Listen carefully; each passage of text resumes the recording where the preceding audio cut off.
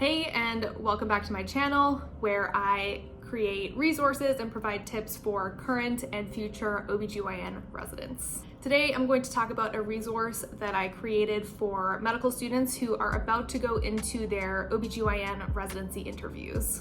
First of all, congratulations to those of you who just a few weeks ago submitted your residency applications. I created this resource in mind, so I hope this information helps. Before I start, I want you to know that I actually created a PDF guide that you can download in conjunction with this video. It is free. It is titled The Top 15 Questions That You Should Ask on Your OBGYN Residency Interviews.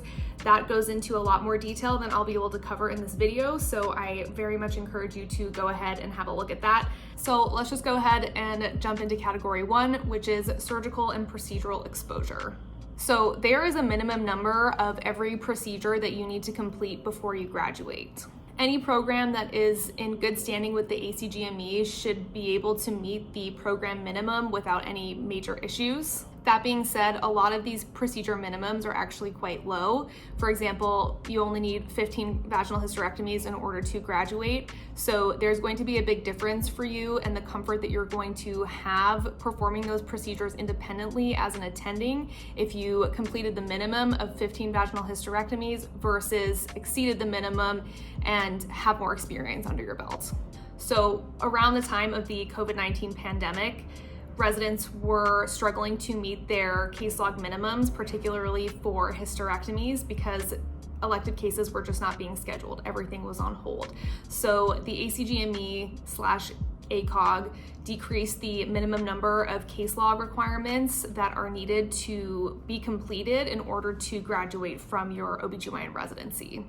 Despite seeing the tail end of the pandemic come and go, these numbers have not changed. They are still the same. And in my personal experience, it has been a big topic of discussion among residents and kind of a debate, whether those minimum numbers are enough to actually feel comfortable and confident performing those procedures as an attending after residency.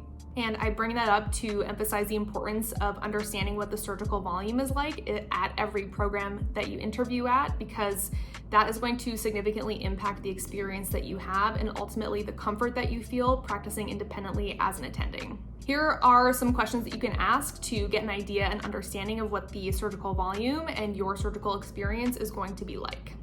During surgical procedures, who scrubs on the case? Is it typically one resident and an attending, or is it two residents, teach assisting, and then an attending? So teach assisting is a very normal and essential part of residency and is not something that you need to specifically avoid. That's not even going to be possible. But the idea is to identify whether or not the residents are having to heavily rely on co-scrubbing cases to get their case log minimums, versus just doing that because that's a normal part of the teaching and learning experience in the program. Just for clarification, you probably already know this by now, but teach assisting is when a senior resident scrubs with a junior resident on a surgery, and that senior resident and the junior are doing a surgery together, 50% and 50%. The senior is teaching and instructing the junior. The attending is usually there scrubbed in, kind of just standing on the sidelines, and is available to, one, observe and make sure that the procedure is being performed safely, but two, to be able to actually perform key parts of the procedure if the residents are struggling or if it is a particularly complex case. So in order to log a case, you actually have to complete and have performed 50% of that surgical procedure yourself. So if you have two residents in the case, each resident has to do half the procedure in order for that to count towards their case log. What you are going to want to try and tease out during your interviews while talking with residents, or specifically and more easily when you're on your sub-I rotations, is how involved the attending surgeons are. Some attending physicians want to do their half of the surgery. So they stand on the left side of the patient, the resident stands on the right side of the patient. For example, one resident does 50% of the case, the attending does the other 50%. So if there's another resident scrubbed in on that surgery, they're gonna be standing probably between the patient's legs. If it's a hysterectomy, they're probably just gonna be manipulating the uterus. If it's a robotic case, there's probably only going to be 2 surgeons that can scrub out and go on the console, and that third resident is going to be left at the bedside being the assist port and not being able to log it as primary surgeon. And no matter where you go, you are going to experience this, particularly during complex cases where an attending just needs to be involved because the residents aren't as experienced or as well trained as an attending is. What I want you to identify is the pattern and the norm that one resident does half the case and the attending does the other half of the case? And if so, are there still usually 2 residents in a case? Because that usually is going to mean that that second resident in the case is not actually getting the surgical experience they need to log those cases. And while you're not supposed to log a case that you didn't actually do 50% of, there are programs out there that are going to recommend or suggest that the residents should log those cases because they scrubbed on them, even if they didn't do 50%, because they need to get their case log minimums. Now, if you find out that the surgeries are generally scrubbed by 1 attending and 1 resident, then it's likely that the surgical volume is high enough that the residents are not going to be scrambling to reach their case log minimums in their 4th year because there's more than enough to go around. The next question I want you to ask is, how many times are you going to rotate through the subspecialty services UPRS or GYN oncology? Just as a side note, UPRS stands for Urogynecology and Pelvic Reconstructive Surgery as of January 2024, that replaced the former acronym FPMRS. So that's what that is if you haven't heard of that change yet. So even if you're not planning to pursue a fellowship, you really do want to get as much experience as you can on these services as a resident. From my experience, and I think a lot of people will agree, generalist OBGYNs are performing the vaginal hysterectomy less and less. And because laparoscopy has become the dominant method of surgerizing the abdomen, we're performing less and less open hysterectomies as well.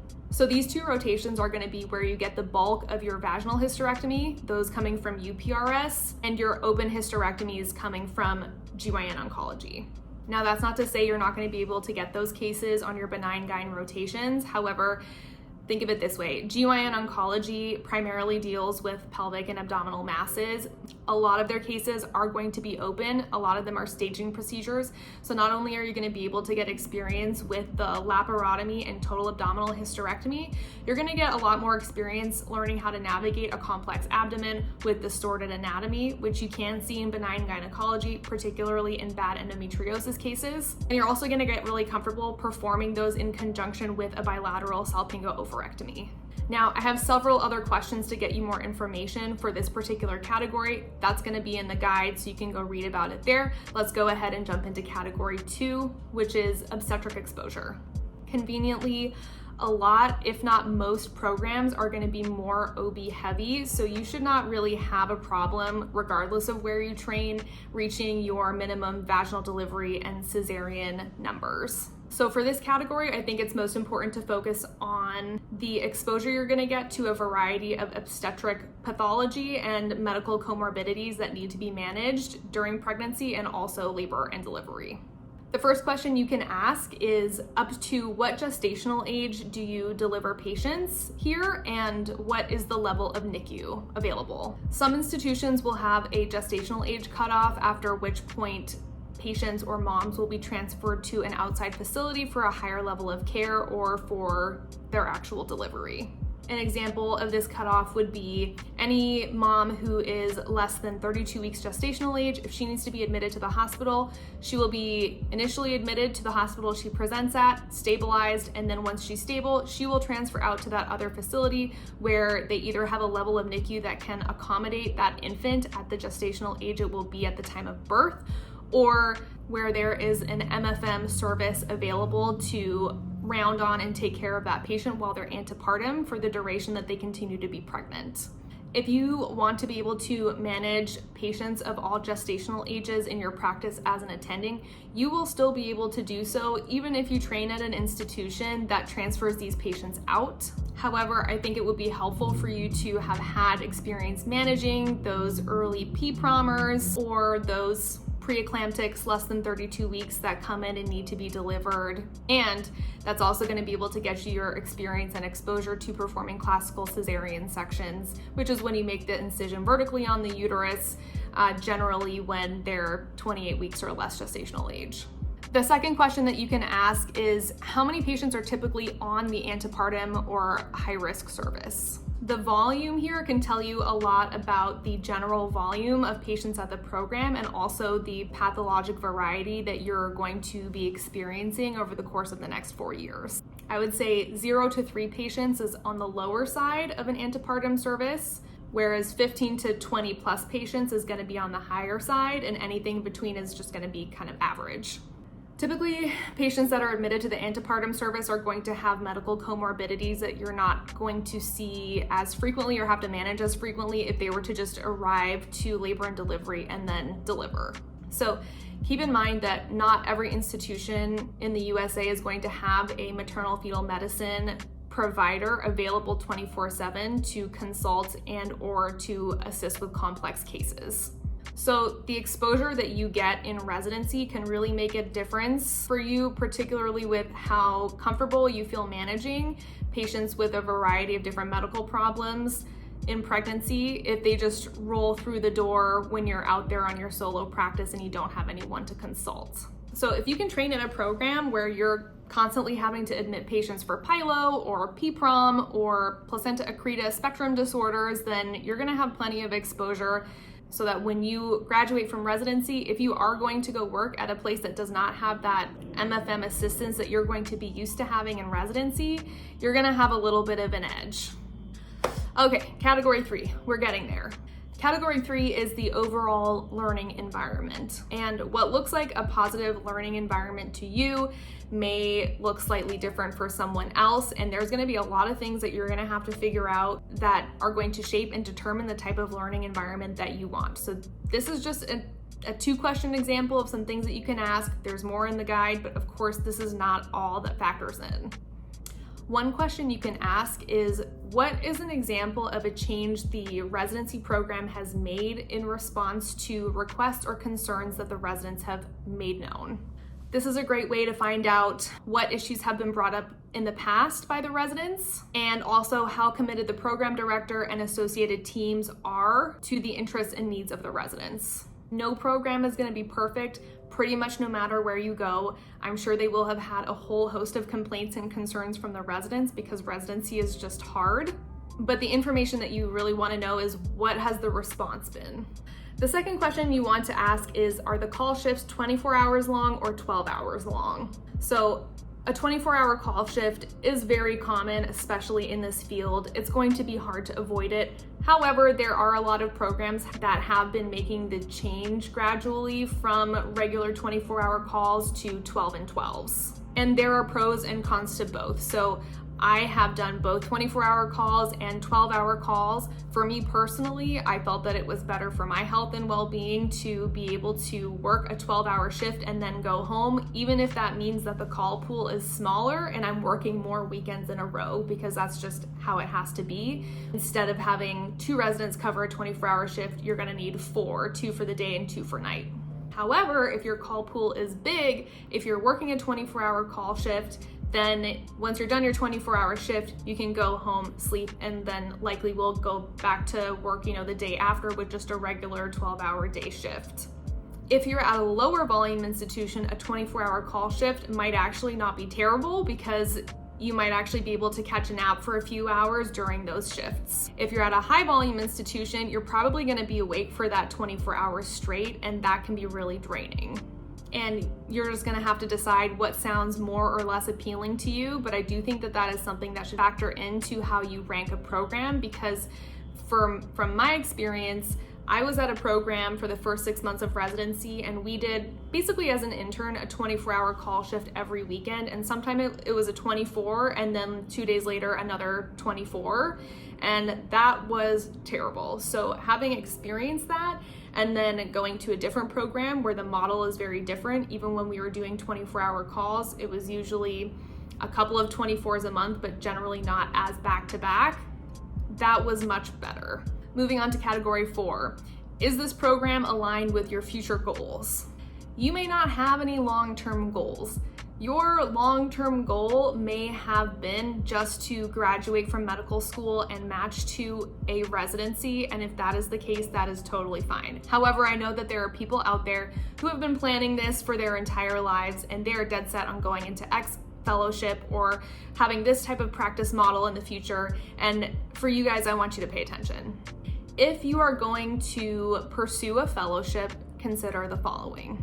Does the program that you're applying to have any of the fellowship programs that you're interested in pursuing in the future? Being able to watch what the fellows do and being able to see how their experience goes and how they like that will help you to get a better idea if that fellowship is the right fit for you. Additionally, it can give you a foot into the door of a fellowship to actually apply to, because they will already have that know, like, and trust factor with you if you build that while you're there as a resident. And even if you don't plan on applying to the fellowship of your home institution, that's still an amazing way to work closely with subspecialists in that area to get reference letters from. The next thing to consider is, does that program have research and mentorship opportunities? So similar to residency, fellowship program directors are looking for applicants that have a breadth of research experience, whether that is, having published abstracts and journal articles or poster presentations at their annual subspecialty associated conference. If you are planning to apply for a fellowship, I highly recommend considering ranking those programs that are 1, academic, and 2, have a robust research curriculum higher. Those are the places that are not only going to have more funding for research and more resources to help residents get involved with research projects, but if they have the specialty that you're planning to apply to, that's where you're going to be able to get research that's actually related to the subspecialty that you are going in the direction of. Now, it's not going to be impossible to get involved with research if you don't go to an institution like that. However, you will likely have more hoops to jump through. It's going to take a lot more time and effort, and you might not be able to work on research projects that are in the subspecialty you're applying for. Now, if you're very interested in GYN specifically and gynecologic surgery, but you're not planning on going into a fellowship, then I want you to consider the following. 1, do the programs that you're applying to have a large GYN volume? Some programs way more OB heavy and some programs way more GYN heavy. And if you have the opportunity to rank highly a program that has on average, 5 to 10 plus GYN patients on their service versus a program that has 0 to 3 patients on their GYN service, I recommend doing so. Also, if you remember me talking about co-scrubbing cases, if you have the option to choose a program that has a volume of GYN surgeries that is so high they don't even have enough residents to co-scrub cases, I would go with that one too. The second thing you want to consider is whether or not there's a MIGS fellowship wherever it is that you're ranking. It is my opinion that if you are truly interested in GYN surgery and you're not planning on pursuing a fellowship, even a MIGS fellowship, I don't think that it's in your best interest to go to a program that has a MIGS fellowship. So unfortunately for the generalist, with the evolution of MIGS as a subspecialty, generalist OBGYNs are relied upon less and less to perform complex gynecologic surgeries. We're also just not being trained in residency to be able to manage those cases the way that residents were being trained to manage them 10 plus years ago. If you train at an institution that has a MIGS fellowship, those cases are going to be completed by the MIGS attending and a MIGS fellow, and oftentimes those cases are going to be robotic. And maybe there are programs out there that have more than 2 robot consoles in 1 OR. I've never heard of it, but one attending will probably be on the console. The fellow is going to be on the other console. And if you're doing a hysterectomy, the resident who scrubs on the case is likely going to be either manipulating the uterus or being the surgical assist at the patient bedside.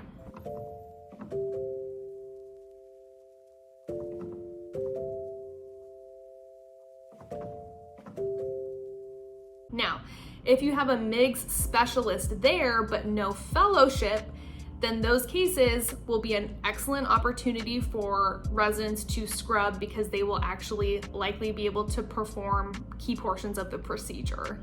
But if there's a fellow or multiple fellows involved, I just don't think that the residents are going to be able to get that much experience with those cases.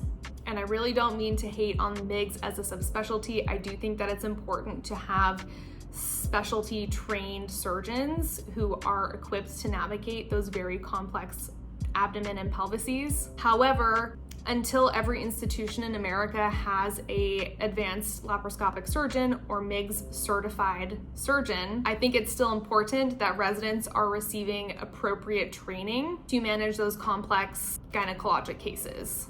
And if you plan to move to somewhere more rural where you don't have those services available to you, you want to have the best possible exposure to that during residency so that you have a leg to stand on during those complex situations in those instances where you might not have a subspecialist immediately available to you. All right. In conclusion, no matter where you go, you are going to be able to reach your case log minimums. The purpose of this video is to help you to ask those targeted key questions to tease out that very specific information that's going to help separate a program that's just going to get you the minimum experience versus a program that's going to get you that and beyond. Once again, for a lot more detail and additional questions, my 15 questions that I do think you should ask during your interviews, please go ahead and download that guide in the description box down below. There will be a link. Thanks so much for watching. I hope it was helpful. And if you have any additional questions or concerns or questions that you think that should be added so that people watching this video can look in the comments and see, then please go ahead and drop one below. Otherwise, I'll plan to see you next week with another video.